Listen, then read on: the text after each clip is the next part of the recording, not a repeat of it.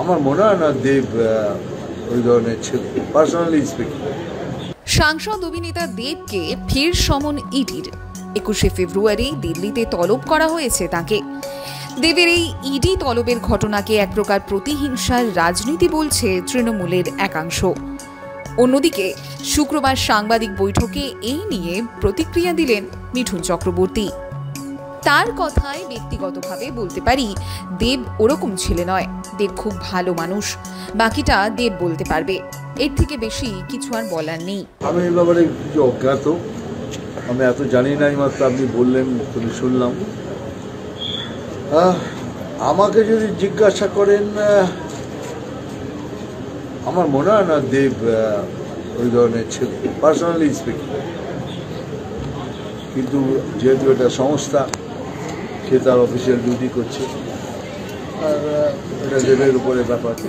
উল্লেখ্য, রাজনীতির বাইরেও এক স্নেহের সম্পর্ক রয়েছে মিঠুন ও দেবের। প্রজাপতি ছবিতেও বাবা ও ছেলের চরিত্রে দুজনের রসায়ন প্রশংসা পেয়েছিল।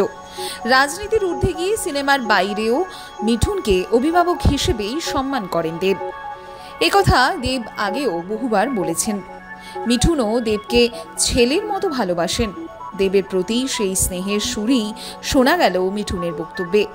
এক সূত্র মারফত জানা যাচ্ছে, গরু পাচার মামলায় ঘাটালের তৃণমূল সাংসদকে তলব করেছে ইডি। তবে অন্য একটি সূত্রে খবর, আর্থিক তছরূপ মামলায় তাকে তলব করেছে তদন্তকারী সংস্থা।